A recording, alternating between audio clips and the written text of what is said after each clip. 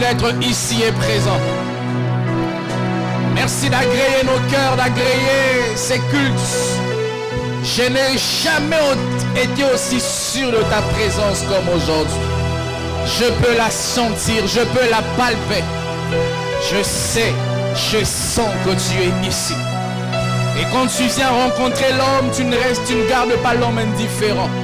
Tu changes l'homme, tu transformes l'homme. Il est écrit dans ta parole, le Saint-Esprit, que l'Esprit du Seigneur te saisira et te changera. Ce soir, nous voulons être saisis et changés. Nous refusons à lui de ta parole de sortir de ces lieux tels que nous étions entrés. Nous voulons ce soir nous exposer dans ta présence afin de recevoir de toi ta nature et de te donner notre humanité. Bénis cette parole, loin cette parole. Bénis, Seigneur, ceux qui vont suivre ici et ceux qui vont suivre plus tard ou en direct ce message. Je prie que l'onction du Saint-Esprit coule dans ces cultes. Que la puissance du Saint-Esprit coule dans ces cultes.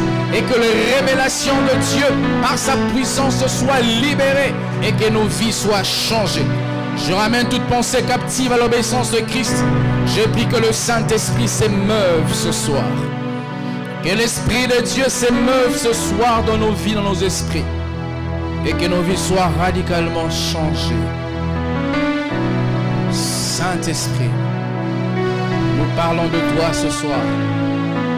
Manifeste-toi. Parle au cœur. Ouvre les yeux spirituels. Ouvre les oreilles spirituelles. Afin que ta parole ne reste pas théorique, mais qu'elle devienne vie dans la vie de ton peuple. Au nom de Jésus, j'ai ainsi prié et reçu. Amen. Nous acclamons le Seigneur. Amen. Gloire à Dieu. Je vous prie de rester debout un instant et de saluer le frère, la sœur à vos côtés, en le souhaitant un très bon culte. Ce soir, je sens que Dieu va faire quelque chose dans la vie de quelqu'un. Je reste plus que convaincu. Je n'ai aussi jamais ressenti la présence de Dieu comme ce soir. Et je t'assure, Dieu n'est pas là quand tu tombes.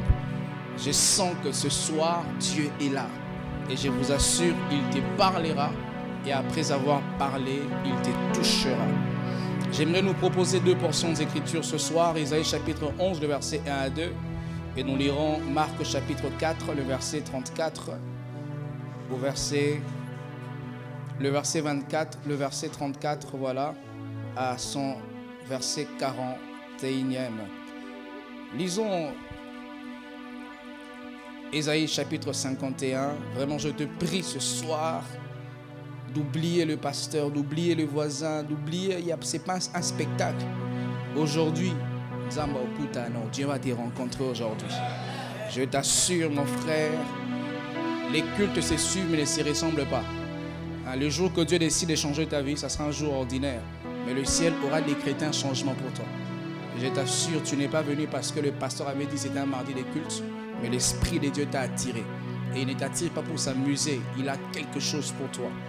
La Bible dit dans Isaïe chapitre 11, le verset 1 à 2, puis un rameau sortira du tronc d'Isaïe et un rejeton naîtra de ses racines. L'Esprit de l'Éternel reposera sur lui, esprit de sagesse et d'intelligence, esprit des conseils et des forces, esprit de connaissance et de crainte de l'Éternel. La seconde portion, nous sommes dans le livre de Marc, chapitre 4, le verset 25, je crois que c'est ce que je dis.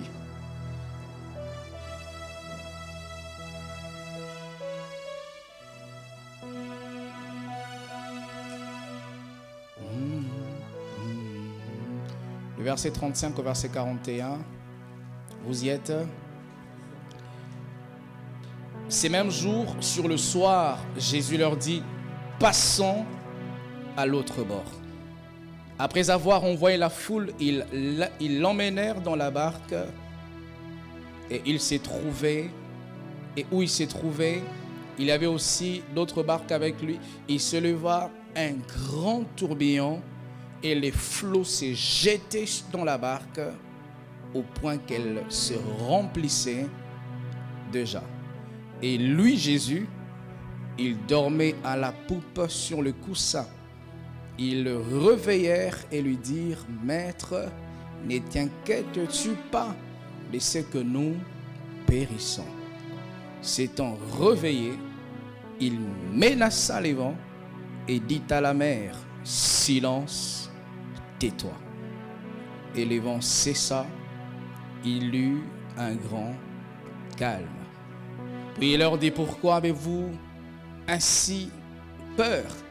Comment n'avez-vous point de foi? » Ils furent saisis d'une grande frayeur et ils se dirent les uns aux autres, « Quel est donc celui-ci à qui obéissent même les vents et la mer? » Que Dieu bénisse sa parole. Je vous prie de reprendre vos places, s'il vous plaît.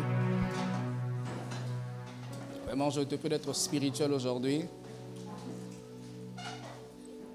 Je vous salue au nom de Jésus-Christ de Nazareth. Et à nos frères qui nous suivent sur Internet, nous vous saluons. Je vous prie vraiment de venir ce soir dans la présence de Dieu avec une disposition des cœurs de rencontrer Dieu. Pas un pasteur, n'aie même pas écouter ce que je veux te dire, mais dans ce que je te dirai, que tu entendes la voix de Dieu. La Bible dit, mes brebis connaissent ma voix, ils entendent ma voix. Lorsque la parole sera annoncée du haut de cette chair, que tu puisses entendre le Seigneur s'adresser à ton cœur. Depuis 3 semaines, j'ai commencé chaque mardi à parler dans les cultes d'études bibliques sur ces thèmes aussi importants, la personne du Saint-Esprit et ses œuvres. Il y a 2 mardis, j'ai parlé en introduisant sur ce que le Saint-Esprit était et ce qu'il n'était pas. Et depuis mardi, j'ai commencé à toucher de la semaine dernière sur ses œuvres. J'ai parlé de la plénitude du Saint-Esprit, mais je n'ai pas été très profond parce qu'on a eu des problèmes techniques et je voulais qu'un grand nombre de gens en bénéficient. Et ce soir, Dieu m'a mis à cœur de pouvoir revenir sur ces sujets. Et le thème de ce soir, ça sera la plénitude du Saint-Esprit. Tu peux le dire à ton voisin de gauche, à celui de droite, à celui de derrière, à celui de devant. La plénitude du Saint-Esprit. C'est quoi la plénitude? Je vais dire beaucoup de choses aujourd'hui. Je vais aller un peu plus rapidement. La plénitude, lorsqu'on parle de la plénitude, on parle de l'état de ce qui est complet. Lorsqu'on dit que c'est la plénitude de quelque chose, donc cette chose-là est dans son état le plus complet que possible. Et quand on parle de la plénitude du Saint-Esprit, on parle de l'état complet du Saint-Esprit dans la vie d'une personne. Mais aussi la plénitude, c'est l'état de ce qui est plein ou absolu. Lorsqu'on parle de la plénitude du Saint-Esprit, on veut parler de l'état plein du Saint-Esprit. Nous ne voulons pas d'un Saint-Esprit qui soit à 20% dans nos vies, qui soit agissant, permanent à 80% dans nos vies, qui soit agissant et permanent à 99% dans nos vies, mais nous voulons d'un Saint-Esprit qui agisse de manière pleine à 100% dans nos vies. Nous ne voulons pas d'un Saint-Esprit qui vient dans nos vies agir de manière superficielle, de manière partielle. Nous parlons ici du Saint-Esprit pouvant agir dans son absolu. Et la Bible dit, Jésus n'a pas reçu l'Esprit avec mesure, il a reçu l'Esprit sans mesure. Et si celui qui a reçu l'Esprit sans mesure habite en toi, il vient avec tout ce qu'il possède. Les Écritures nous parlent de Jésus, une prophétie qui a traversé les époques. C'est comme ça qu'on appelle le prophète Ésaïe, le prophète messianique, parce qu'il a beaucoup parlé de Jésus. Il a vécu plusieurs années avant que Christ ne vienne. Il a vécu plusieurs générations. Et cette prophétie, certains commentateurs disent, elle a été libérée entre 800 ans et 830 ans avant Jésus. Et il donne une prophétie qui a persisté 100 ans, 200 ans, jusqu'à traverser les époques et les générations, jusqu'à 930 ans pour qu'elle s'accomplisse. Dieu disait, même si la prophétie attarde, attends-la. Elle s'accomplira. La Bible dit, ce qui sort de la bouche de Dieu ne rentre pas à lui sans avoir accompli les buts pour lesquels elle a été libérée. Frères, sœurs, lorsque Dieu parle par sa bouche, il peut agir avec sa main. Notre Dieu n'est pas qu'un parleur, il est bien plus un faiseur. Il fait ce qu'il dit et il dit ce qu'il fait. Et Dieu, par la bouche de son serviteur, il a prophétisé. Ésaïe disait qu'il ressentira un fils, un rejeton de David, et l'Esprit de Dieu sera sur lui. Je vous parlerai de ça un jour. Il parle ici de la plénitude du Saint-Esprit, et en évoquant les 7 dimensions du Saint-Esprit. Il parle de l'esprit de force, de sagesse, de conseil. Je reviendrai un jour, un autre jour, je parlerai de ça. Et Jésus avait toute cette plénitude-là en lui. J'aimerais dire quelque chose ici, mes frères et sœurs, que Jésus sur la terre n'a pas opéré comme Dieu. Jésus était Dieu, il est Dieu, mais en venant sur la terre, il s'est comporté comme un serviteur de Dieu. Comme un homme qui dépendait totalement de Dieu. Écoutez ce que la Bible dit. Dans Philippiens 2, le verset 5 au verset 7, la Bible dit, ayez en vous les sentiments qui étaient en Jésus-Christ, le verset 6, lesquels existant en forme de Dieu. Ça veut dire, il était Dieu. N'a point regardé comme une proie à arracher d'être égal avec Dieu. Ça veut dire, il ne s'est pas regardé comme dans sa nature de Dieu. Le verset 7, mais il s'est dépouillé lui-même en prenant une forme de serviteur, en devenant semblable aux hommes. Il n'était pas seulement semblable aux hommes sur la terre, la Bible dit, et ayant paru comme un simple homme.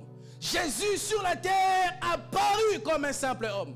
Jésus, s'il avait exercé son ministère comme Dieu, ça aurait été de la tricherie.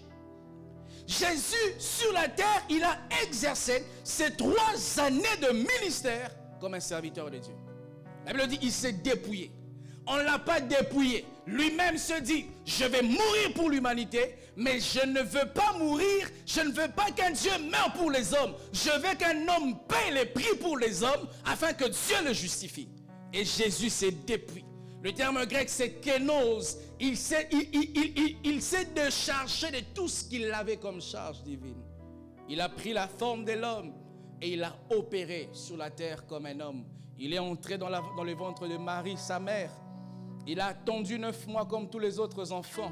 Il est venu sur la terre. On lui a donné un homme. Il a reçu des frères et sœurs biologiques, si vous ne le savez pas. Nous l'avons prêché sur ça un jour ici. Il a eu Jacques notamment qui était son frère biologique, qui était lui le chef de l'église primitive. Ce n'était pas Pierre, c'est dans Actes chapitre 15. Et il a eu des frères et des sœurs, la chaleur familiale. Et à 30 ans, il a commencé à exercer le ministère. Mais avant qu'il exerce le ministère, la Bible dit, Jésus, il fut conduit dans le désert par le Saint-Esprit. Luc chapitre 1, chapitre 4, le verset 1 et le verset 14, la Bible dit, Jésus, rempli du Saint-Esprit, revint du Jourdain et il fut conduit par le Saint-Esprit dans le désert. Et le verset 14, après tout ce que Jésus-Christ a vécu, la Bible dit, Jésus, revêtu de la puissance du Saint-Esprit, retourna en Galilée et sa renommée s'est répandue dans tous les pays d'alentour. Je reviendrai sur ça. Plus tard, nous voyons dans Marc au chapitre 4, Jésus, serviteur de Dieu, sachant, connaissant sa mission sur la terre, il savait qu'il n'était pas venu en tourisme sur la terre. Il savait qu'il n'était pas venu à Galilée, à Capernaum, à Jérusalem pour se balader. il était venu sur la terre parce qu'il avait une mission. Et il savait qu'il n'avait pas beaucoup de temps, il n'avait que 3 ans. Et la Bible dit, lorsque Jésus a atteint 30 ans, il est conduit dans le désert, après être baptisé par Jean, rempli de l'Esprit, il va dans le désert pour rechercher la face de Dieu, pour prier. J'aimerais dire à quelqu'un, si tu sais les choses que Dieu veut que tu puisses faire, même si tu peux le faire avec tes capacités, ne les commence pas sans Dieu. La Bible dit, vous ne pouvez rien sans moi. Sans moi, vous ne pouvez rien. Jean chapitre 15, vous ne pouvez rien. Rien, c'est rien. Même prêcher, si même je sais prêcher, je ne peux pas prêcher sans Dieu. Je ne peux pas manger sans Dieu. Peut-être tu vois ça anodin, mais il suffit que tu ailles à l'hôpital pour voir les hommes qui ne savent pas manger.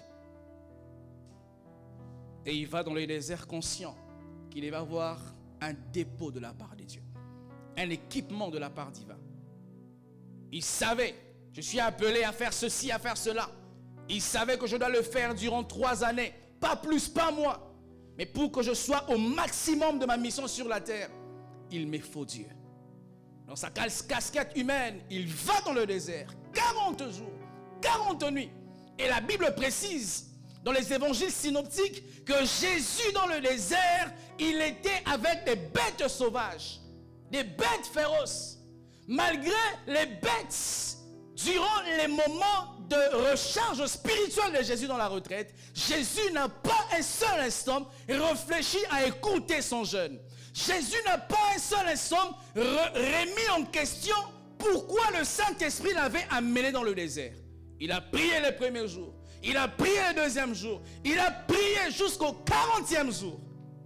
Satan est venu, il a proposé, il a tenté. Jésus n'a pas cédé. Et la Bible dit dans le verset 14 de Luc chapitre 4, lorsque Jésus descend de la montagne, sa renommée était répandue. Nous aimons avoir une renommée répandue, mais la renommée qui doit être répandue est une conséquence d'une action. La renommée de Jésus n'était pas répandue parce qu'il le voulait, parce que Jésus était allé rechercher Dieu. Et nous voulons un succès sans Dieu. Nous voulons les mariages sans Dieu. Nous voulons la réussite sans Dieu. Nous voulons l'impact sans Dieu. On ne peut pas réussir sans Dieu. On ne peut pas réussir sans Dieu. Oh, je dis, on ne peut pas réussir sans Dieu. Les gens qui réussissent sans Dieu ne réussissent pas.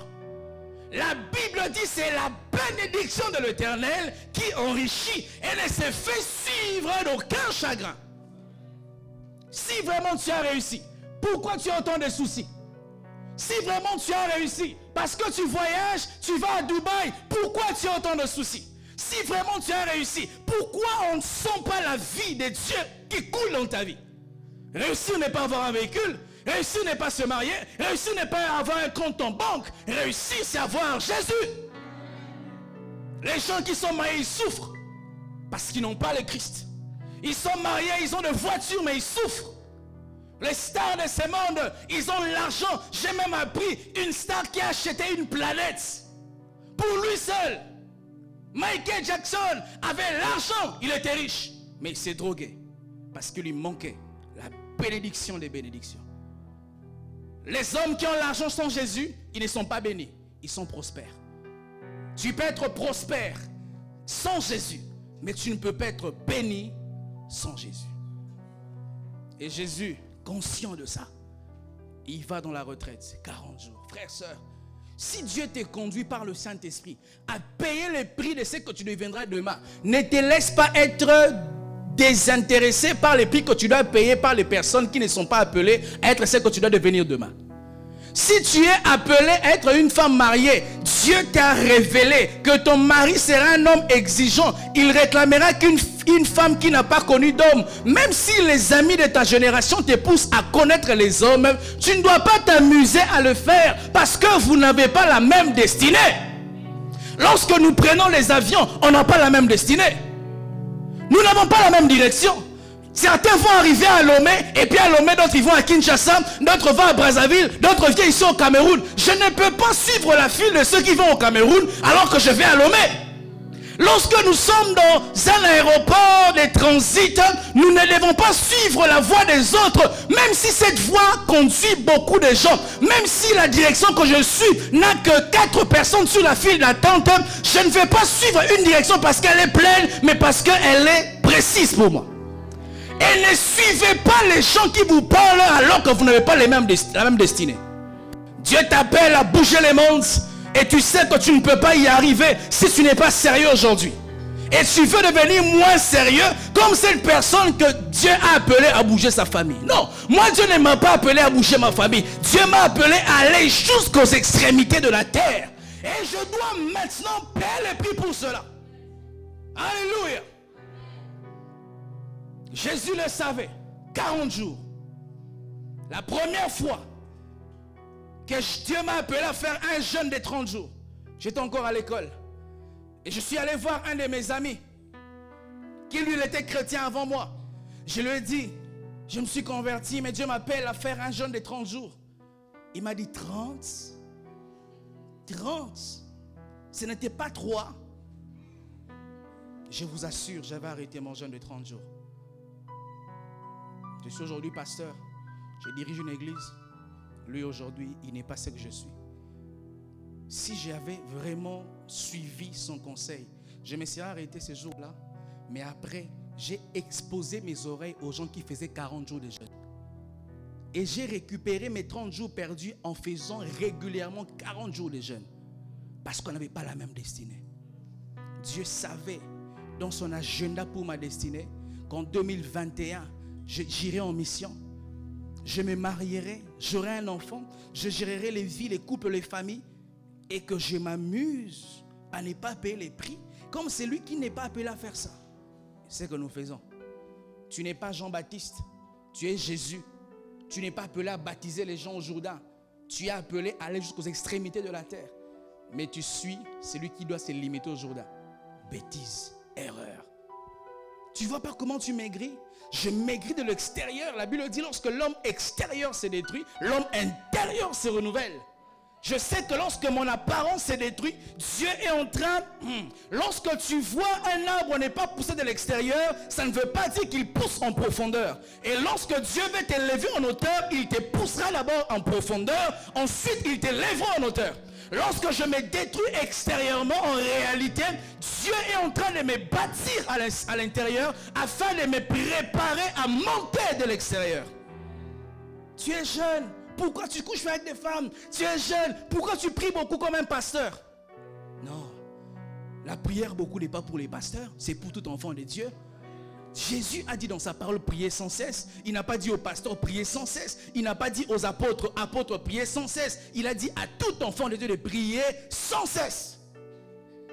Frère, Jésus est allé rechercher la capacité, la plénitude du Saint-Esprit. Il s'est coupé d'Internet. Il s'est coupé d'Instagram. Il s'est coupé de WhatsApp. Et humainement, ça fait mal. Tu sais qu'à la montagne, il y a des vents, les froids. Tu sais qu'en bas, tu vois même de loin comment la fumée monte. Tu sais que cette fumée-là, on est en train de briser les poissons. Tu te dis, est-ce que je dois descendre? Dieu te dit, non, reste là. Tu vois de loin la fumée de tes copines qui font la fête. Elles ont Jeep, elles ont RAV4, elles ont je ne sais pas moi quelle voiture, elles ont iPhone 14. Et tu dis, est-ce que je dois descendre de la montagne? Tu te dis, non. Frère, lorsque je me suis converti, j'avais mes amis. J'avais eu l'impression comme si j'avais régressé.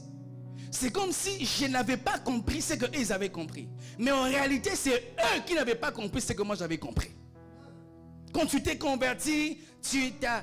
comment on appelle ça? Je sac les derniers bancs des tricheurs. Ici, comment on appelle ça?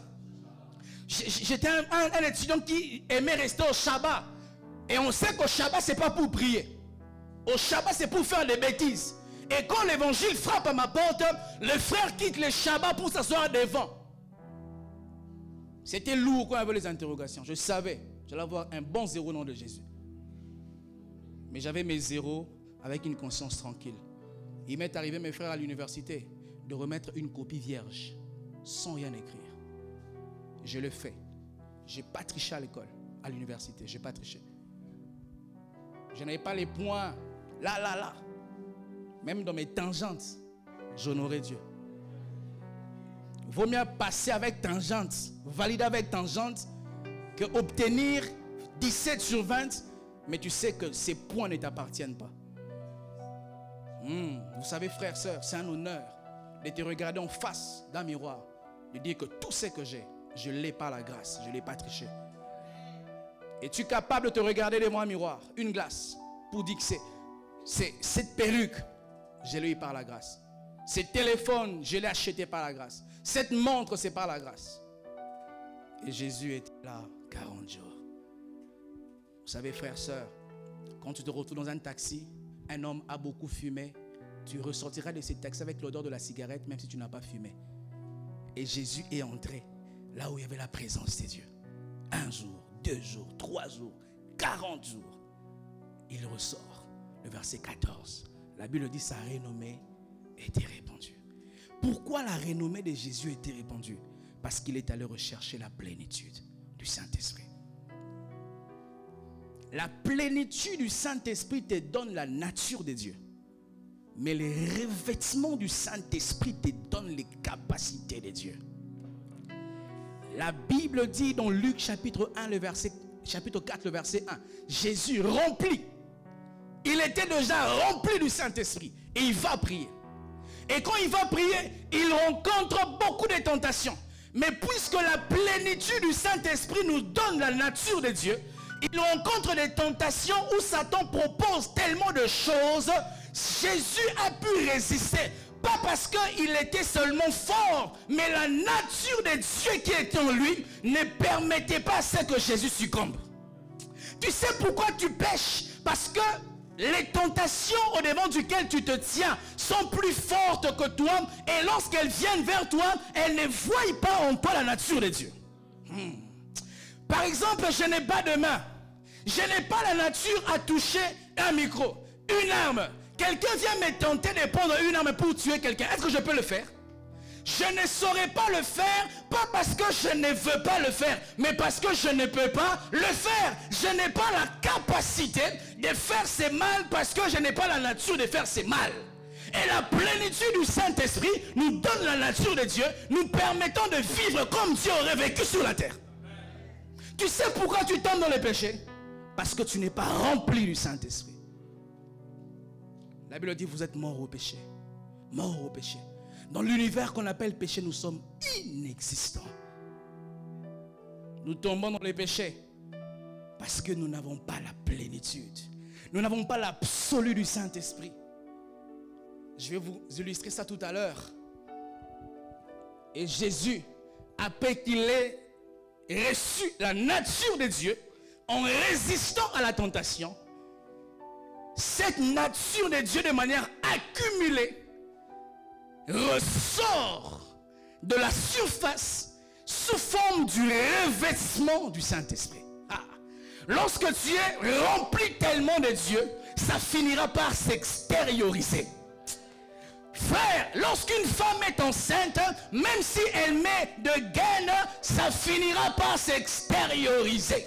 Et lorsque tu es rempli du Saint-Esprit, même si tu ne dis pas aux hommes que tu es chrétien, ils verront que tu es différent. La Bible dit, alors que Pierre régnait Jésus, la femme disait, mais tu parles comme lui. Même dans le régnement de Pierre, on pouvait voir Jésus. Parce que lorsque Dieu est plein en toi, il est absolu en toi, ça finira par déborder et le monde autour de nous saura que nous appartenons à Dieu.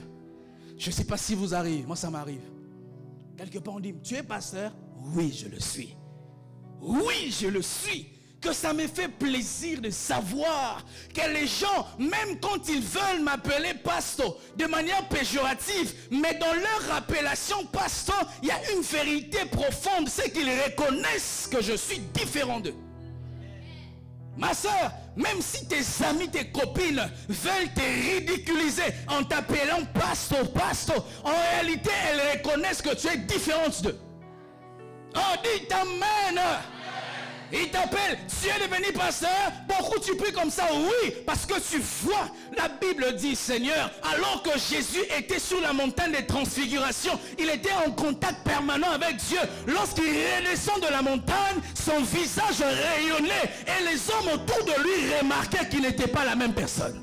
Lorsque Moïse rencontrait Dieu et qu'il descendait parmi les hommes ordinaires, il n'était plus un homme ordinaire. Je te dis quelque chose, dis Amen. Nous sommes les hommes ordinaires en qui habite un Dieu extraordinaire et qui fait de nous des hommes spectaculaires. Dis Amen. Moïse est un homme spectaculaire. Il revient de la présence de Dieu, il rencontre Dieu.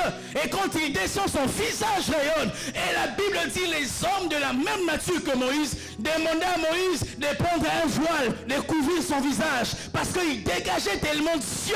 Je prie au nom de Jésus qu'un homme qui recherche la face de Dieu, qu'il y ait une saison où le Dieu qui est à l'intérieur de toi finira par sortir de toi. Dis Amen. Je prie au nom de Jésus que ta recherche constante de Dieu te paye un jour. Que ça te paye un jour. Un jour tu arriveras au travail, on va te regarder bizarrement. En réalité, les hommes sont tellement orgueilleux, ils ne peuvent pas reconnaître qu'ils voient nos visages rayonner. Et ils nous regardent bizarrement. En réalité, cette bizarrerie l'explique le fait qu'ils voient en nous une chose qui ne sont pas en eux. Lorsque les hommes me regardent bizarrement, je sais qu'ils voient en moi ce qu'ils n'ont pas. C'est comme ça, même si tu es à pied, marche à pied en paix. Lorsque une femme est enceinte, même si elle n'a pas encore touché l'enfant, elle sait qu'elle finira par toucher l'enfant. Lorsqu'une femme n'a pas encore touché l'enfant, elle fera la layette. Faites la layette. Même si tu n'as pas encore la gloire, faites la layette de la gloire. Même si tu n'as pas encore touché le mariage, faites la layette du mariage. Comportez-vous en fonction de où vous allez et non en fonction de où vous êtes. Dites Amen. Je ne me comporte pas en fonction de où je suis, je me comporte en fonction de où je vais. Pourquoi tu te sanctifies? Parce que là où je vais, il fait bon. Je ne peux pas commettre d'erreur.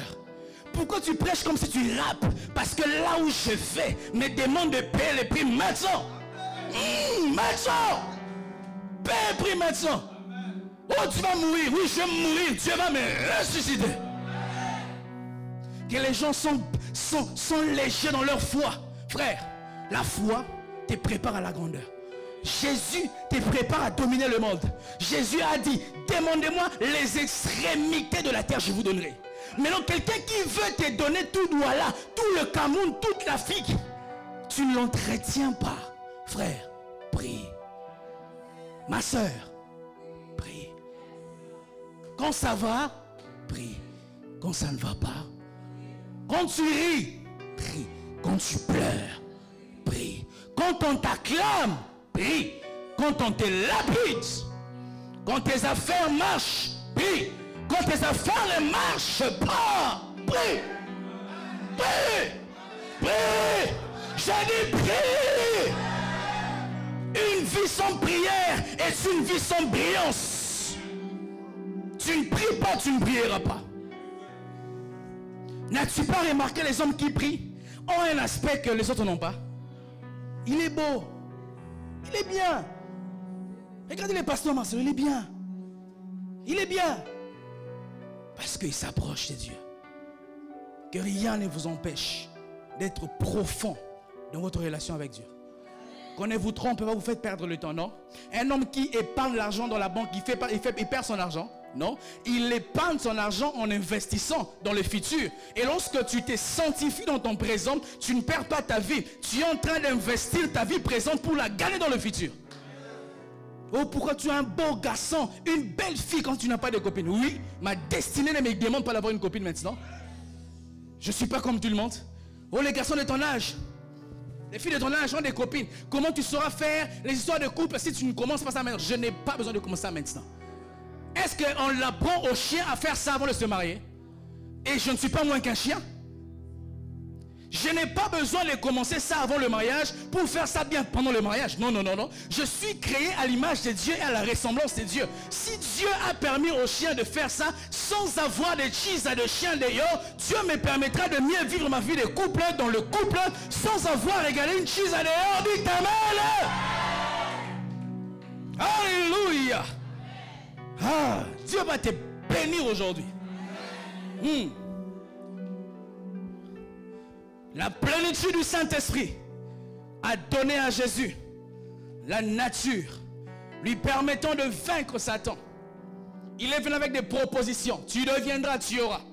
Sachez mes frères, à chaque fois que Satan te propose dans ton présent les choses, regarde bien dans ton futur, ces choses t'appartiendront. Satan a proposé à Jésus des choses dans son présent qui en réalité lui appartiendraient dans son futur.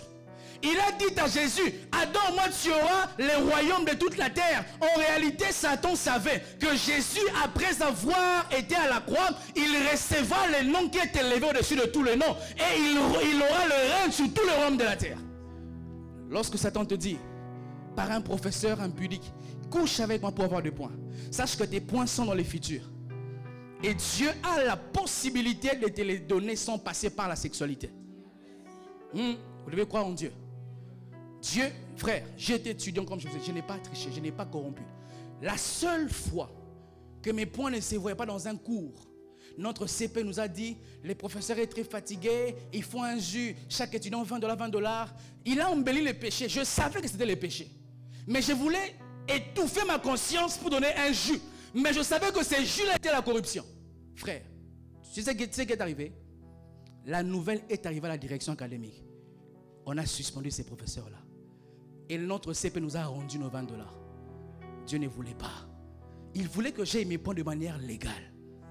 Je prie, même lorsque Satan voudra t'avoir, même à la dernière minute, que Dieu vienne à ton secours. Même quand tu es faible, tu es sur le point de lâcher, que Dieu ne le permette pas.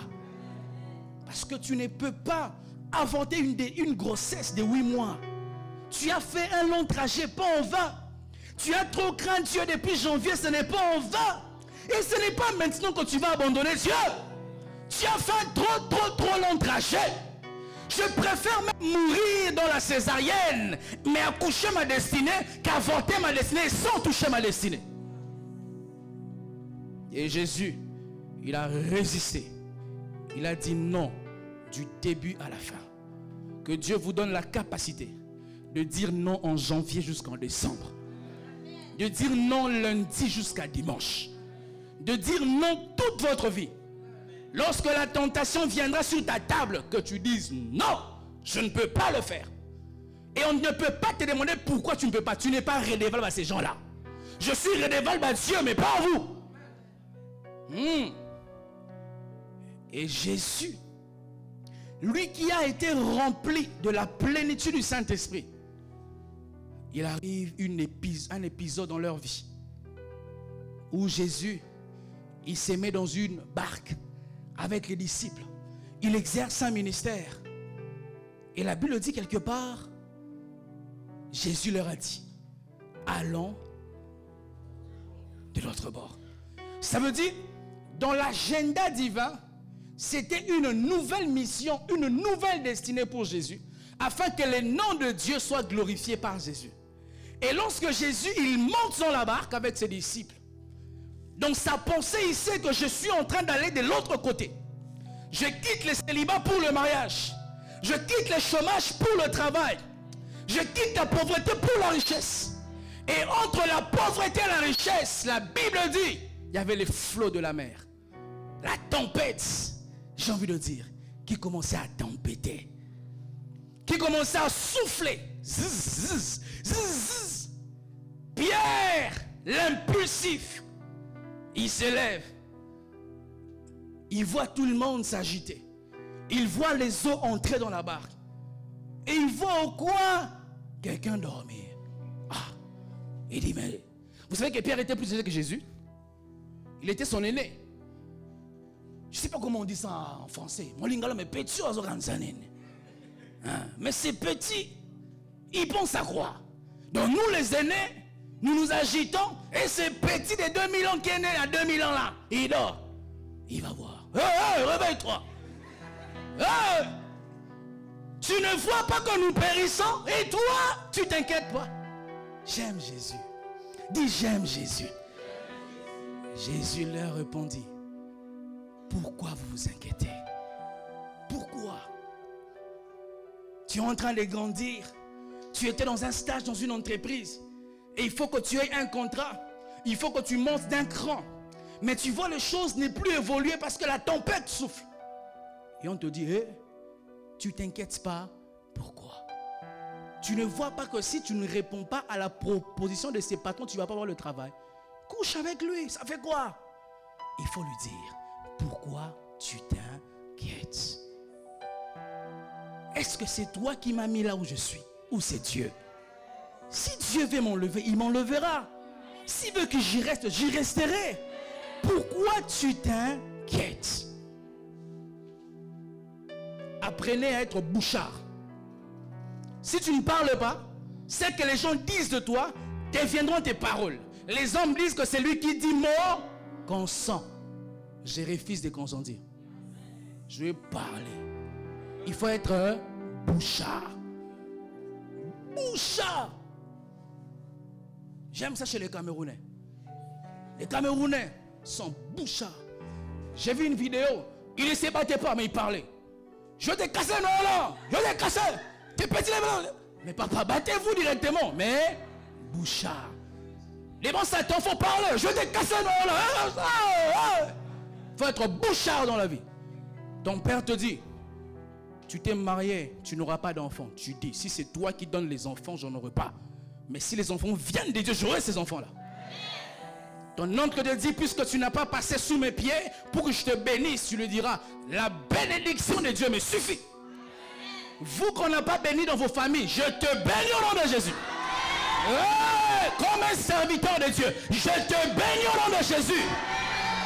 Et je prie que la bénédiction de Dieu, comme le serpent de Moïse, avale la malédiction de ta famille au nom de Jésus. Il faut parler, mes frères. Et Jésus a dit, Pierre, pourquoi? Sois calme. Et il se lève. La Bible dit Jésus, il a dit à la mer, silence, tais-toi. Vous savez, quand tu es sûr de toi, tu ne t'agites pas. Ma soeur, tu sais pourquoi tu t'agites? Tu couches avec des hommes, tu mets des habits serrés pour attirer, tu veux vendre ton corps, tu n'es pas sûr de toi. Maman Béré, qui avant que je l'épouse, j'étais quand même à l'époque les grands frères Marco de l'église. Hein, Samuel, tu me connaissais quand même à l'époque. Hein, Laetitia, tu me connaissais quand même. J'étais quand même les grands connus à l'église. Et je vais vers elle. Elle me dit non. Hein? Je dis sœur, répète un peu. Tu me dis non, moi. Et de toute ma vie, on ne m'avait jamais dit non. J'ai commencé à remettre en question. Seigneur, est-ce que vraiment je suis beau? Est-ce que je ne suis pas comme tous ces filtres de Snapchat là, la bouche, les oreilles, les nez? Frère, ne remets jamais en question ce que tu es à cause de tes erreurs. Ne remets jamais en question ce que tu es à cause même de tes échecs. Tes échecs ne changeront pas la vie de Dieu à ton sujet. Tu n'es pas ce que tu as connu comme échec. Les échecs ne sont que des transitions, mais ils ne constituent pas ta destination finale. Je suis en train de partir, je ne sais pas dans quelle ville, je dois arriver à Zaventem et j'atterris à Lomé ou j'atterris en Éthiopie. Je ne veux pas me lamenter parce que ceux avec qui nous avions pris l'avion de Douala en Éthiopie ont pris leur correspondance. Si leur correspondance est venue et elle a décollé, ma correspondance viendra, elle décollera et j'arriverai à Zaventem. Tu n'es pas ce que tes échecs te disent que tu es. Je vous ai relaté cette histoire un jour. Je devais arriver ici à Douala. J'ai pris l'avion de Kinshasa pour arriver. J'atterris. Je devais atterrir au Rwanda. Et il y avait une mauvaise météo ce jour-là. Et nous nous retrouvons, comment on appelle ça, en Ouganda. Et après on décolle, je vais au Rwanda, j'ai raté l'avion. J'ai dormi ce jour-là au Rwanda. Même si, entre guillemets, mon échec semble s'allonger. La Bible dit, Je ne sais pas, mais quelle que soit la durée de la nuit, le jour finira par se lever. Même si tu as l'impression que ces problèmes s'allongent, ces célibats s'allongent, un jour aura sa fin. Et Jésus, la Bible dit, il prit la parole. Et il dit, tais-toi. Ce que j'aime, c'est que le Saint-Esprit, alors que les gens s'agitaient autour de Jésus, il gardait Jésus dans le calme. Pour que le calme intérieur de Jésus puisse être manifesté extérieurement. La Bible dit, lorsque Jésus a dit silence, tais-toi, il eut un grand calme. Parce que le Saint-Esprit voulait que par la plénitude que Jésus avait du Saint-Esprit, dans cette situation, qu'elle s'extériorise et qu'elle s'impose à son environnement.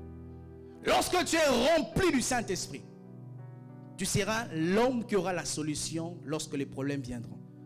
Ton mari là qui ne comprend pas pourquoi tu pries, tes parents qui te persécutent, il y aura un jour ils vont dormir, ils vont faire de mauvais rêves, ils vont te réveiller la nuit. Je vous dis, un jour il viendra te poser la question, j'ai faim, il sera orgueilleux, genre comme s'il ne veut pas, mais il saura que tu vas t'imposer son rêve. Demandez à Pharaon, hein, il a un jour fait un mauvais rêve, il a fallu que les prisonniers qui avaient Dieu puissent interpréter son songe. Jésus savait qu'il devait aller de l'autre côté. La mission l'attendait là-bas. Les fous de Gadara dans Marc 5 l'attendaient là-bas. Mais dans Marc 4, une opposition vient. Qu'est-ce qui a permis à Jésus d'être au-dessus de l'adversité? La plénitude du Saint-Esprit. Tu sais pourquoi les adversités t'engloutissent? Parce que tu n'es pas rempli du Saint-Esprit. Lorsque les problèmes deviennent rudes, te voilà, il faut aller voir les féticheurs, il faut aller au village, il faut aller faire ceci, un culte de cela, parce que tu as trop d'agitation, parce qu'au fond de toi, tu n'es pas plein. Et les hommes disent que les tonneaux vides font beaucoup de bruit, parce que tu n'es pas plein du Saint-Esprit. Les circonstances de la vie te font pleurer. On te refuse un visa, tu pleures. Tu ne viens même pas à l'église pendant un mois, tu remets en question l'amour de Dieu à cause d'un visa. Quel visa? De Maroc. Tu me dis, les sorciers ou quoi? Même pas des États-Unis, un visa du Maroc. Tu maigris, tu mets Dieu là-bas. Dieu, dis-moi pourquoi je l'ai raté. Dieu n'a rien à t'expliquer. Il faut être comme Job. L'Éternel a donné, l'Éternel a repris. Tu pleures tout le temps parce que tu n'es pas rempli du Saint-Esprit. Pourquoi m'enlever du travail? Dieu sait que bientôt cette entreprise va tomber en faillite. Et il te sauve. Nous pleurons, nous nous lamentons. Parce que notre taux de la plénitude n'est pas absolu. C'est très très bas. Comme un téléphone qui n'a pas trop de charge. Très très bas. Et Jésus, il a su maîtriser les circonstances qui voulaient le séparer entre là où il était pour aller de l'autre bord. Il y avait une mission de Dieu. Il y a une mission qui t'attend et tu le sais. Tu sais que Dieu n'a pas fini avec toi. Tu le sais. Mais il y a les tempêtes qui soufflent. Les problèmes qui soufflent. Les problèmes qui se suivent. Un problème tu résous, un autre naît. Tu as envie de te tuer, de mourir. Parce qu'il y a tellement de problèmes. J'aimerais dire à quelqu'un, ce qui ne te tue pas te rend plus fort. Si ces problèmes ne te tuent pas, donc ils travaillent à te rendre fort. Et Jésus savait. Écoutez mes frères, je vais expliquer ça tout à l'heure. Lorsqu'on est rempli du Saint-Esprit, on va surnager sur les problèmes de ce monde. Jésus a su surnager. Lorsque la tempête, Jésus savait au fond de lui, même si la barque était engloutie, il remonterait parce qu'il était rempli. Vous voyez, lorsque les sous-marins ils font naufrage, ils ressortent dans une forme de bulle comme ça. Parce que quand on est plein, on ne peut pas rester sous l'eau. Et nous restons sous l'eau dans le péché, dans le monde, dans les liens de famille, parce que nous ne sommes pas remplis du Saint-Esprit. Comment tu expliques que tu es un chrétien, né de nouveau, tu crains même Dieu, tu pries, tu jeûnes, mais les liens de famille te détruisent? Parce que tu es au fond de l'eau, parce que tu n'es pas rempli du Saint-Esprit. J'aimerais finir en donnant deux exemples. Papa Samuel, on va me ramener les ballons d'air qu'il y a là. Je vais vous expliquer tout ce que je dis. Si tu oublies toute ma prédication, n'oublie pas ces illustrations. Le ballon d'air, le fil et une petite aiguille qui est quelque part là.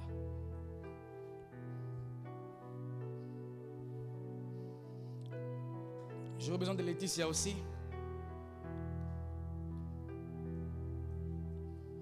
Vous avez le souffle. Hein? Vous allez souffler aujourd'hui.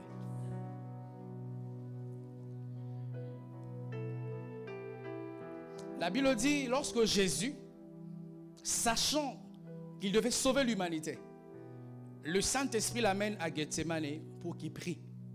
Gethsemane veut dire littéralement pressoir à huile.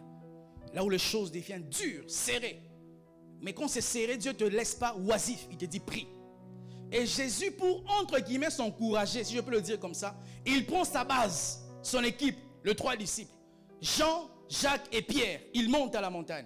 Et il leur dit, vous êtes montés avec moi, mais je dois aller prier à un lieu secret, je dois être seul avec Dieu. Vous restez ici prier et moi je vais aller prier. Et Jésus commence à prier, commence à souffler. Souffler, souffler. Il prie les premiers jours. Il s'arrête. Il descend. Il trouve que Pierre n'a pas prié. Qui est Pierre? Toi, tu n'as pas prié. Il trouve que Pierre n'a pas prié. Ne souffle plus. Et Jésus, il va encore. Ne souffle pas. Frère, ne souffle pas. Il va encore, il prie. Les disciples ne prient pas. Il prie, il prie, il prie. Il prie, il prie, il prie. Et il s'arrête, il descend. Pierre, toujours, il ne prie pas. Il dit, mais Pierre, tu n'es pas Pierre, hein? Tu n'as pas pu prier avec moi pendant 1 heure. Puisque Jésus savait ce qu'il attendait, il ne s'était pas influencé parce que l'autre ne progresse pas. Ton problème, c'est que tu es en train de compromettre ta destinée parce que ceux qui n'ont pas ton appel ne font pas ce que tu es censé faire. Jésus, tu es censé beaucoup te sanctifier, beaucoup prier, beaucoup te tenir devant Dieu. Mais quand tu redescends de la présence de Dieu, tu vois tes amis n'ont pas prié et tu arrêtes de prier. Alors que tu sais que ce qui t'attend n'attend pas Pierre. Ce qui attend Pierre, c'est les reniements. Mais ce qui attend Jésus, c'est la croix. Et Jésus, quand il prie, et il prie, il prie, il prend la totalité. Et quand il revient, il leur dit, le Fils de l'homme sera livré. Et je serai pour vous un sujet d'une paire d'achoppements. Écoutez ce qu'il dit, levez-vous et partons. Et il voit Judas venir. Il dit, c'est lui à qui je ferai un baiser, c'est celui-là. Il dit, mon ami, ce que tu fais, fais-le bien. Jésus parvient à traverser la croix. Mais Pierre, il finit par régner Jésus. Pourquoi? Pierre n'était pas rempli du Saint-Esprit, mais Jésus l'était. Vous allez maintenant, il faut baisser un peu le truc. Vous allez maintenant serrer ça. Serrer ça. Et vous allez voir qu'un homme rempli du Saint-Esprit est toujours différent d'un homme qui ne l'est pas. Vous allez poser ça ici.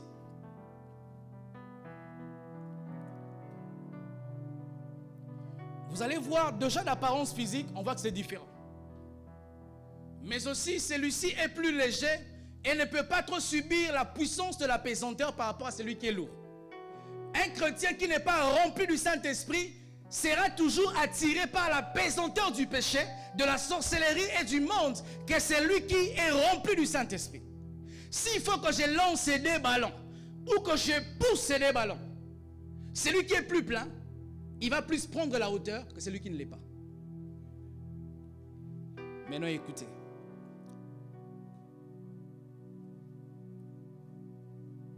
La Bible dit, un peu de levain fait lever la pâte. Tu peux être rempli du Saint-Esprit pendant 40 ans. Tu pêches seulement en décembre. Tu as tout perdu.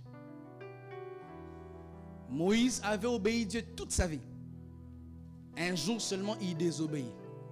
Dieu lui a dit, tu n'entres pas. Maintenant, regardez ça. Le goût là, c'est où? Ça, c'est le levain. Est-ce que vous parvenez à voir ça bien? Petit, comme tout. Tu dis non, pasteur, c'est mon péché mignon. Pasteur, je ne commets pas l'impudicité. Je couche pas avec les femmes. Je me masturbe seulement. Péché mignon. Pasteur, moi je ne suis pas impudique. Je ne me masturbe même pas. Seulement, je ne paye pas ma dîme. Péché. Et la Bible dit un peu de levain. Fais lever la pâte. Est-ce qu'on peut imaginer qu'une grande chose comme ça peut perdre toute sa valeur à cause d'une petite chose? Un seul péché peut te faire perdre toutes les années de consécration. On me ramène ça, je vais vous expliquer une dernière image. Papa Samuel, on peut remettre les ballons. J'ai ici 3 bouteilles. On me garde une seule bouteille d'eau. Les restes, on me ramène rapidement. Papa Vidal, on prend les ballons d'air là, s'il vous plaît. J'ai ici 3 bouteilles. Tu sauras tenir? Voilà.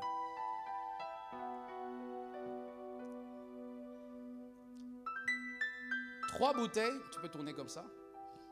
Et ces 3 bouteilles représentent les types de chrétiens. La Bible dit qu'il existe 3 types d'hommes. L'homme spirituel, l'homme charnel et l'homme animal. L'homme spirituel, c'est celui qui a donné sa vie à Jésus. Il vit selon la parole de Dieu, craignant Dieu, vivant dans la pureté, dans la sainteté. Vraiment, il est irréprochable devant Dieu. Il n'est pas parfait, mais il est juste justifié par le sang de Jésus. Mais lui maintenant, il est l'homme charnel, il est chrétien, mais il a une vie qui ne glorifie pas Dieu. Il est chrétien, mais il vit comme s'il n'était pas chrétien. Si on voit les chrétiens, ils prêchent, mais on le rencontre dimanche, samedi dans le boîte de nuit. Il chante dimanche, mais dans la société, il vit comme tout le monde. Un homme charnel. Et lui, c'est un homme totalement vide, un homme animal. Il n'a pas Christ. Il est vide, il n'est rien et il n'a rien. Vous allez voir que cette bouteille, c'est un jus. Mais est-ce que tu peux consommer ce jus? Ces jus, tu peux les consommer comme il est, comme ça. Si on veut les consommer, quelle est la première chose que tu vas faire? Tu vas agiter. Parce qu'il est jus, mais il n'est pas très consommable. C'est comme toi. Lorsque tu es un homme charnel, rempli du Saint-Esprit, tu n'es pas consommable par Dieu. Tu ne peux pas être utilisé par Dieu, parce que Dieu sait que tu lui feras honte un jour. Tu as un péché chéri. Dans le secret, tu couches avec les femmes. Dans le secret, tu voles l'argent du gouvernement. Dans le secret, tu voles l'État. Tu trompes ton mari. Tu trompes ta femme. Dieu ne peut pas t'exposer parce qu'il sait qu'on ne consomme pas un jus qu'on n'a pas agité. L'homme qui est ici à l'église, un beau parfum, une belle voiture garée dehors, une belle apparence, un beau téléphone. Mais est-ce qu'au fond de toi, tu es comme ces jus qu'on ne peut pas consommer, ou tu es comme ces jus qu'on peut consommer? C'est l'image de chrétiens qui ont perdu leur plénitude. Les gens de chrétiens qui disent, nous quand on priait, nous quand on jeûnait, nous quand on s'est sanctifié, nous quand on donnait l'offrande à Dieu, nous quand on était jeunes, on dormait à l'église. Mais qu'est-ce que tu y es maintenant dans ton présent? Dieu n'enlèvera pas ta vie chrétienne passée. Dieu enlèvera les chrétiens de maintenant d'aujourd'hui. Jésus ne reviendra pas aujourd'hui pour t'enlever par rapport à ta qualité de vie passée. Qu'est-ce que tu es devenu en 2022? Les gens ici qui se frappent la poitrine. Moi, je jeûnais beaucoup. Même quand je prêche, tu es là tout le temps corriger ma prédication. Moi, quand je prêchais, mais qu'est-ce que tu es là, maintenant, aujourd'hui? Tu es comme ces chrétiens. Tu ne peux pas être consommé. Tu es vide. Et un tel chrétien, si tu veux que Dieu te fasse consommer, tu dois laisser Dieu t'agiter. Écoutez ce que la Bible dit. J'ai beaucoup aimé ces versets. Juge chapitre 13, le verset 24 au verset 25. La Bible dit, après que Dieu ait parlé à Manoah qui est son épouse, qu'il leur donnera un enfant qui s'appellera Samson. Et au travers de lui, Dieu commencera à sauver son peuple. Écoutez ce que la Bible dit. Dans le verset 24, verset 25 de Juge 13, la Bible dit, la femme enfanta un fils et lui donna le nom de Samson. L'enfant grandit. Et l'Éternel les bénit. Le verset 25. Et l'Esprit de Dieu commença à agiter l'enfant. L'Esprit de Dieu commença à faire bouillonner, à faire ressentir les buts pour lesquels Samson était créé. Et c'est comme ça, à un moment donné, lorsque Dieu veut ramener un perdu, ramener un rétrograde, tu commences à avoir deux réactions. La première, tu n'aimes plus les choses de Dieu. Tu ne supportes plus. C'est un signe que Dieu te veut. Il veut t'agiter à nouveau. Et le deuxième signe, c'est que tu commences à aimer les choses de Dieu, la vie que tu avais. Mais lorsque tu commences à aimer, Satan te culpabilise. Tu as honte. La grossesse que j'ai eue, j'y rentre encore à l'église. Est-ce qu'on va me croire encore? Tout ce que j'ai fait, je suis passé à la télé, tout le monde l'a vu, les scandales. Est-ce que Dieu va encore m'accueillir? Est-ce que les hommes vont encore m'accepter? Tu n'as pas besoin d'être accepté par les hommes. Tu as besoin d'être accepté par le Seigneur. La Bible dit Jésus est mort à la croix avec ses deux mains grandement ouvertes pour dire aux hommes, venez à moi.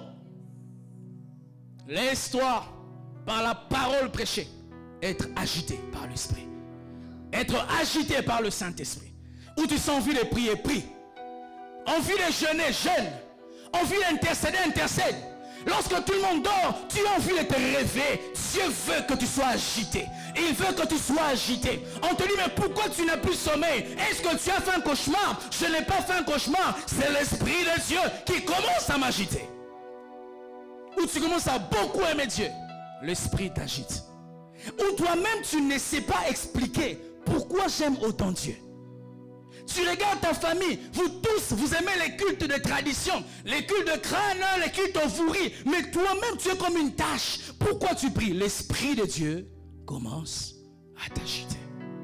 Et quand l'Esprit commence à t'agiter, laisse-toi faire. Il y a ces genres de chrétiens, ces genres de personnes, lui il est vide, très vide. Il n'est pas chrétien, il est païen. Il est rempli de lui-même, rempli de ses projets. Je serai pilote, je serai aviateur, je serai mannequin, je serai danseur, danseuse. Moi, un homme ne peut pas me dominer. Je suis quand même indomptable. Rempli de lui-même.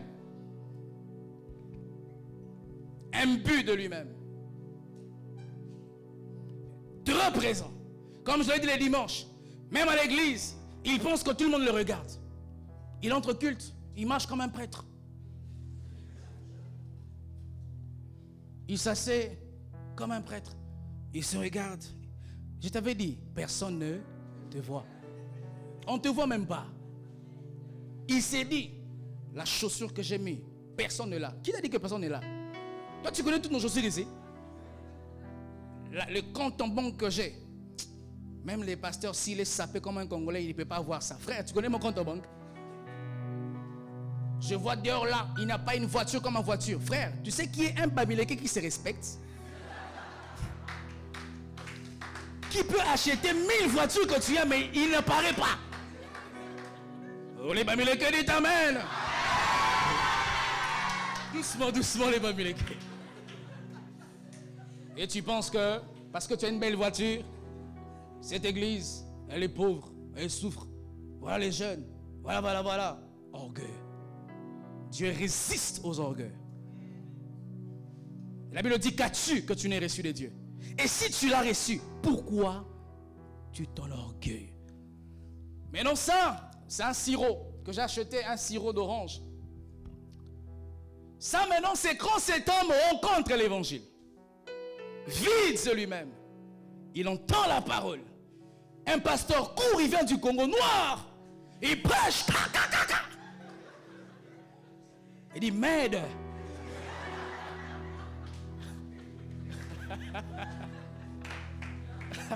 Acclamez le Seigneur.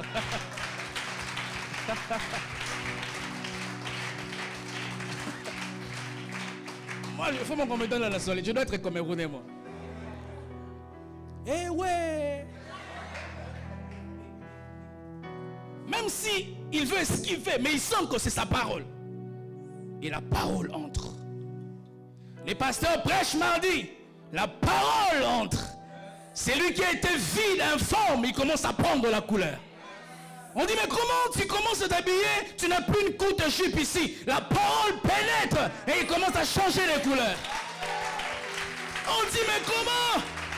Tu n'as plus des piercings sur les nez. Tu n'as plus les piercings ici. Il prêche, la parole entre.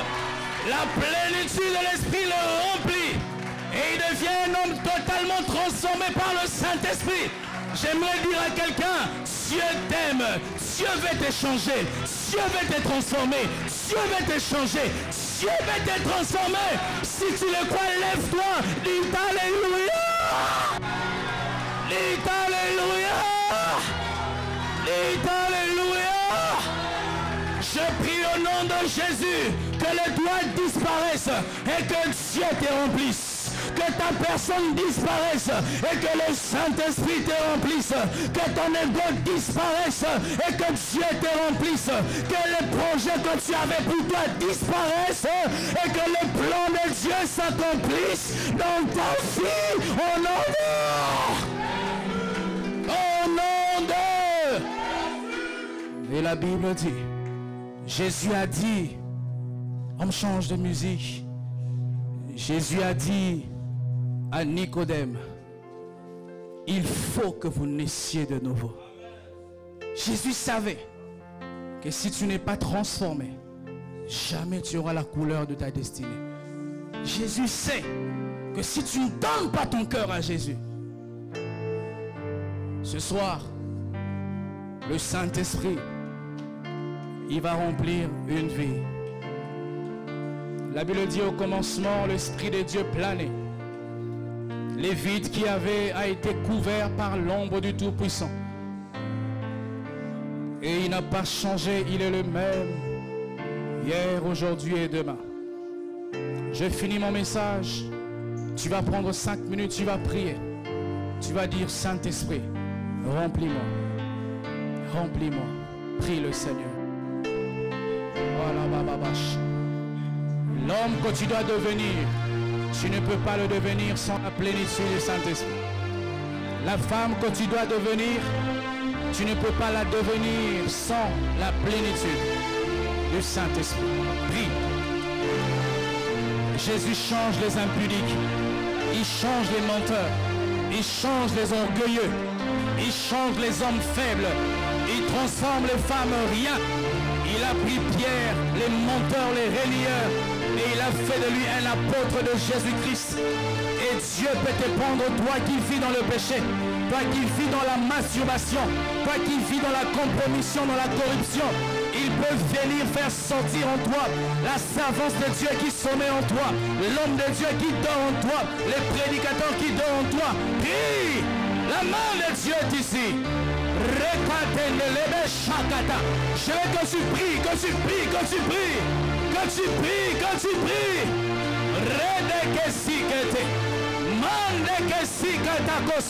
Prie. N'attends pas que le pasteur prie pour toi. Parle toi-même à Dieu. Parle toi-même à Dieu. Dieu peut te changer. Ces mauvais caractères que tu as, Dieu peut te changer. Les postes que tu dois avoir, Dieu peut te les donner. Le mariage que tu demandes, Dieu peut te l'accorder.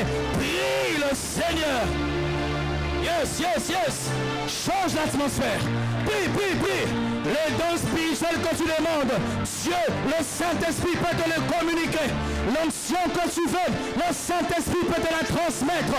La puissance que tu veux, le Saint-Esprit peut te la transmettre. Même toi qui es sur Internet, prie le Seigneur. Prie le Seigneur. Invoque Jésus. Prie le Seigneur. Yes, yes. Ezazaba shakata, endelebe shakata, reketeketeshe, oli papa siakata, endelebebebebebebesha. Prie, prie, prie, prie, prie, prie. Oh ya baba baba baba sha. Saint-Esprit rempli, Saint-Esprit rempli, Saint-Esprit rempli, Saint-Esprit rempli, Saint-Esprit rempli, Saint-Esprit rempli, Saint-Esprit rempli, remplis les les hommes, remplis les femmes, remplis les vies, remplis, remplis, remplis, remplis, remplis, Esprit de Dieu.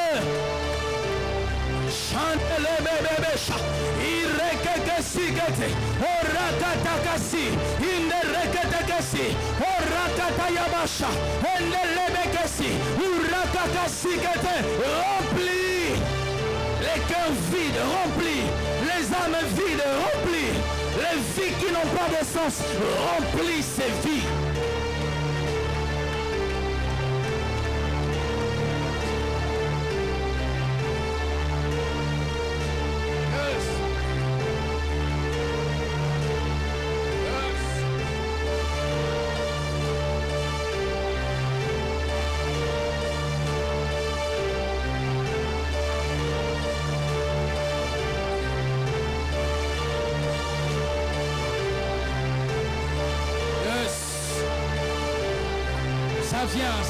Ça vient. Ça va tomber sur toi ce soir. Tu ne sortiras pas de ces cultes tels que tu étais entré. Même toi qui nous suis sur Internet. Aujourd'hui, Dieu ne te laissera pas sortir comme ça. Il a rencontré Pierre. Pierre a été changé. Le Saint-Esprit a changé les apôtres. Il est écrit que l'Esprit du Seigneur te saisira et il te changera. Il a changé Saül. Il a changé Paul. Il était un persécuteur. Tu peux être ici, tu vis dans le péché. Tu vis dans la corruption. Tu vis dans les blocages, dans les liens de famille. On veut te tuer dans ta famille. On ne t'aime pas dans ta famille. Mais la plénitude du Saint-Esprit va te faire surnager. On ne peut pas te toucher par l'ennemi. On ne peut pas te toucher par la sorcellerie. On ne peut pas te toucher par l'occultisme. La plénitude. Yes. Reketeka. Yendalemesh. Alléluia.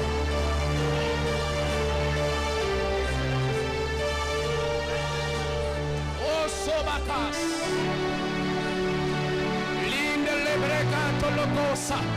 Ceux qui parlent en langue prient en d'autres langues. Ceux qui prient en langue commencent à vibrer, commencent à dire les mystères. Rikandekete, allume le feu. Ceux qui prient en d'autres langues, priez en d'autres langues. Priez en d'autres langues. Il y a une explosion spirituelle qui va se passer ici.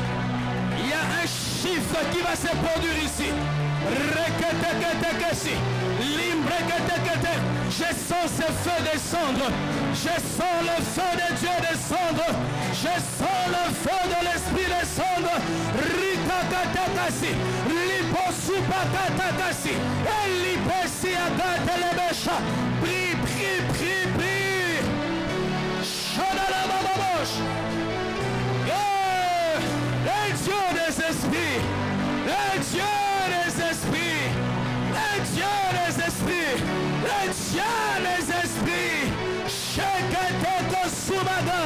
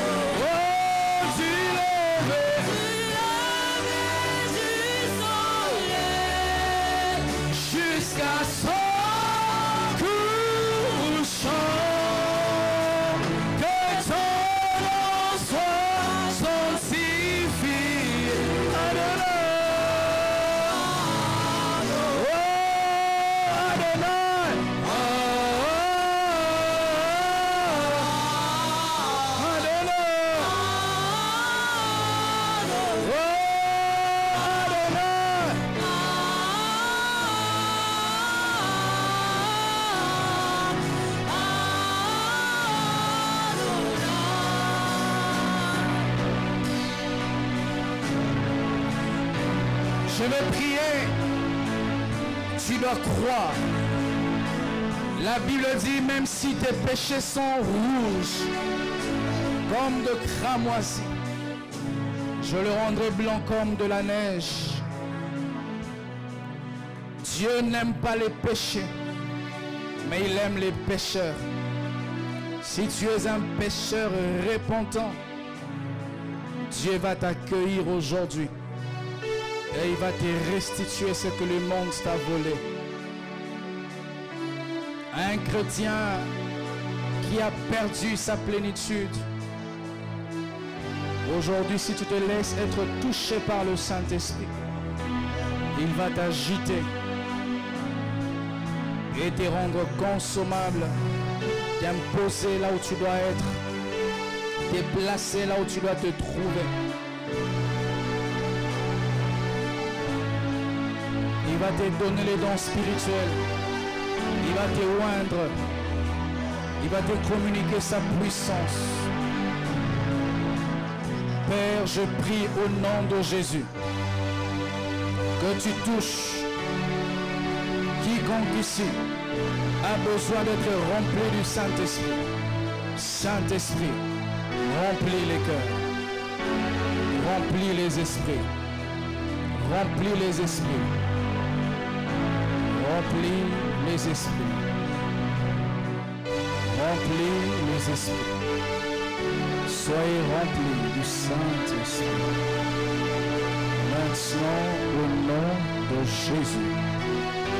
Au nom de Jésus. Au nom de Jésus. Au nom de Jésus. Soyez remplis au nom de Jésus. Soyez remplis au nom de Jésus. Et que cette plénitude se déborde et que tu reçoives les revêtements de la puissance du Saint-Esprit. Sois revêtu, sois revêtu, sois revêtu, sois revêtu, sois revêtu. Reçois les manteaux.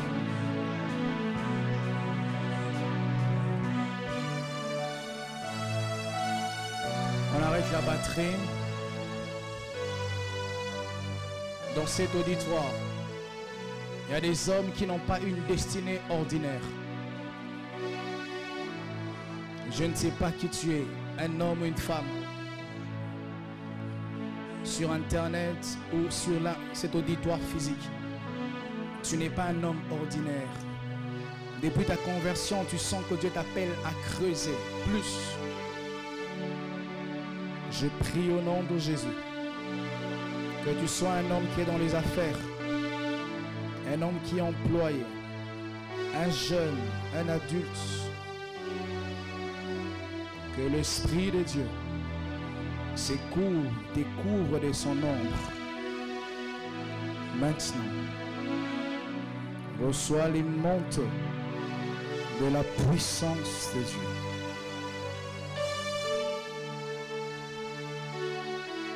Reçois les manteaux.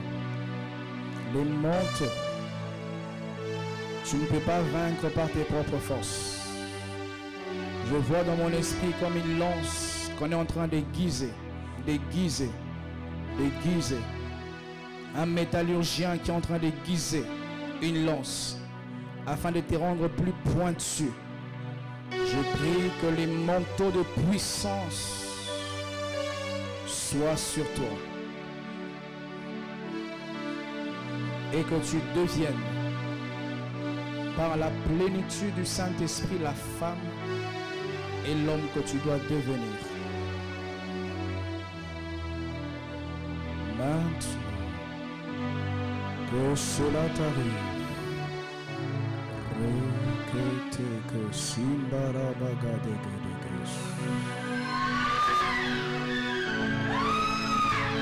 Que cela t'arrive.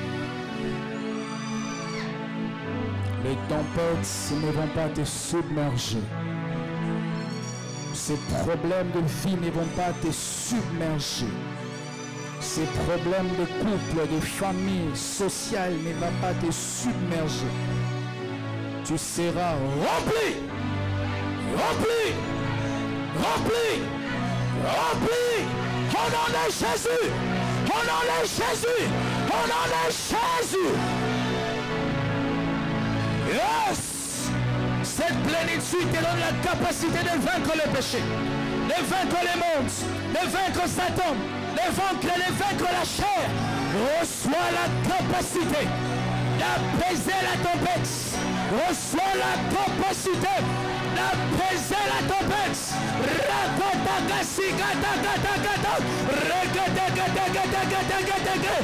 Reçois la capacité. Yes. Yes! Quelque chose est libéré ce soir.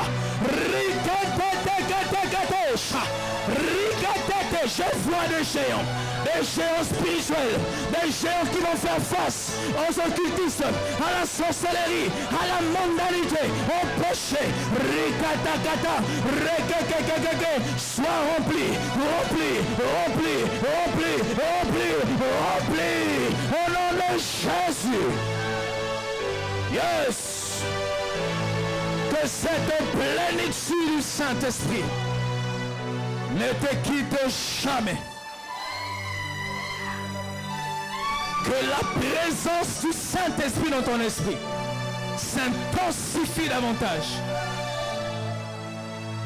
Et qu'il te conduise dans ta destinée. Je te consacre à Jésus-Christ. Je bénis ton corps, ton âme, ton esprit.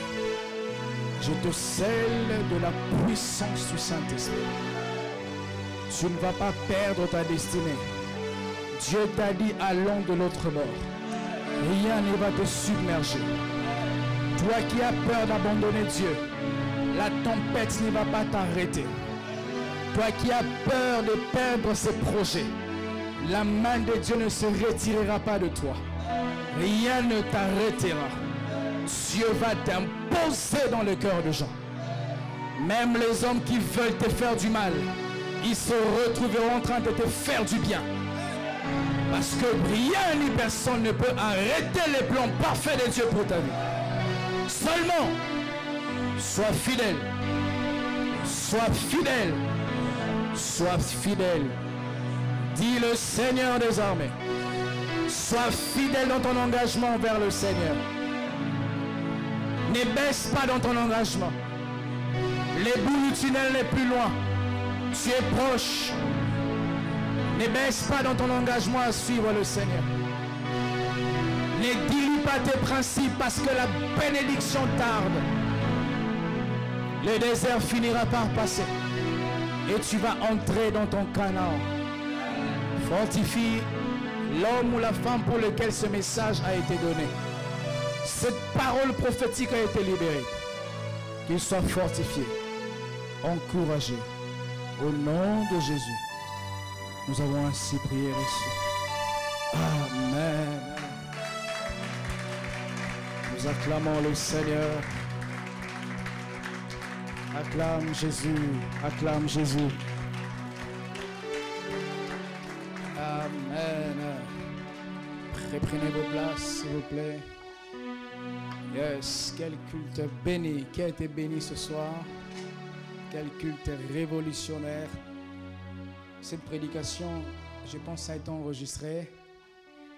Je vous prie de, si vous avez une clé USB gratuitement à la Compassion, on vend pas les prédications. Partez, prenez cette prédication, réécoutez-la. Tu peux aller sur YouTube, tu tapes Pasteur Marco Makolo, réécoute, partage ça, afin qu'un grand nombre de gens soient bénis. À nos frères et sœurs qui sont sur Internet, on vous fixe rendez-vous jeudi à 18h30. Nous parlerons de prier jusqu'à l'exaucement. Que Dieu vous bénisse abondamment. Nous allons nous approcher pour le service d'offrande. Nous aurons deux services comme d'habitude. Nous allons apporter les offrandes pour Dieu et au même moment nos contributions pour l'aménagement. L'Église a grandement besoin d'argent et nous voulons dimanche vous faire part des besoins urgents que nous avons. Et je vous prie d'apporter des offrandes.